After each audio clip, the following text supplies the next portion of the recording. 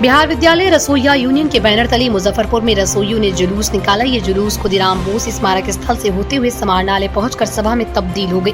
इस दौरान वक्ताओं ने कहा कि मांगों की पूर्ति होने तक उनका आंदोलन जारी रहेगा। जुलूस में विद्यालय रसोइया को सरकारी कर्मचारी का दर्जा देना होगा। तत्काल न्यूनतम मजदूरी प्रतिमाह 26,000 रुपए लागू करना होगा। इसके साथ ही रसोइया को पेंशन भी देनी होगी। इसके साथ ही कई अन्य मांगों के साथ 5 सदस्यीय प्रतिनिधिमंडल ने डीएम को मुख्यमंत्री के नाम स्मारक पत्र सौंपा। प्रदर्शन हम लोग अपना मांग के लिए कर रहे हैं। हम लोग का न्यूनतम मजदूरी 26,000 है। 1650 रुपया पर हम लोग का पेट नहीं भर रहा है। 12 महीना काम करते हैं, 10 महीना का मजदूरी हम लोग का मिलता है।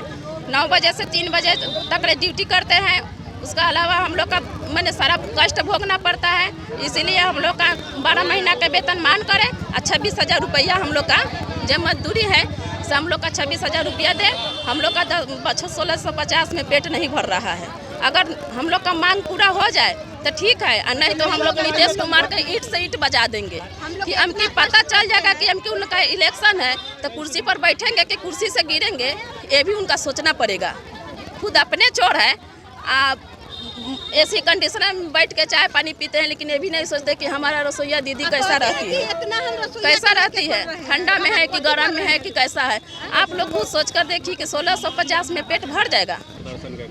आज जो है 20 मई को 10 सेंट्रल ट्रेड यूनियन के आह्वान पर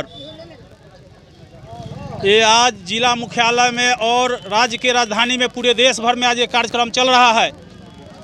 आज के कार्यक्रम के माध्यम से राज्य सरकार और केंद्र सरकार को चेतावनी देना चाहते हैं। ये हमारी राज्य सरकार और देश के मुखिया नरेंद्र मोदी विकसित देश में अपने देश को लाने का दावा करते हैं।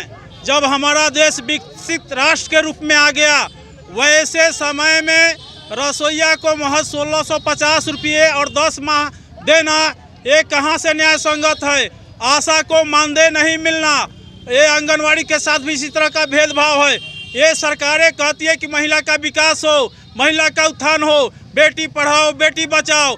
जब ये महिला काम काजी को मजदूरी का दर्जा नहीं है, हम उनसे हाकिम का दर्जा नहीं मांग रहे हैं। कम से कम मजदूरी का दर्जा मिलने से इनका न्यूनतम वेतन कम से कम 28,000 रुपया होता। इनको छुट्टी, पेंशन, बोनस, ये सारी सुविधाएं मिलती।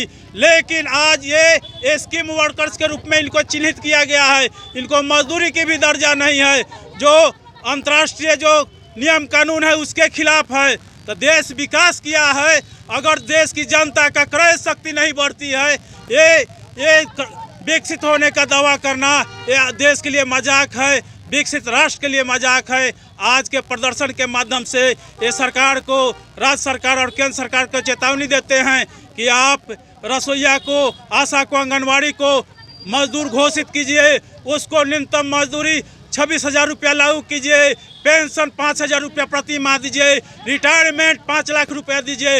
रिटायरमेंट 5 लाख ये बंगाल सरकार दे रही है, ये आपका केरला सरकार वो 12,000 रुपया महीना दे रही है, ये 9,000 रुपया आपको, ये 7,000 रुपया हरियाणा दे रही है। तब ये हमारी सरकार, राज्य सरकार क्यों नहीं दे सकती है? हमारी देश के मुखिया प्रधानमंत्री क्यों नहीं दे सकते हैं? इन्हीं सब मांगों को लेकर आज कार्यक्रम है।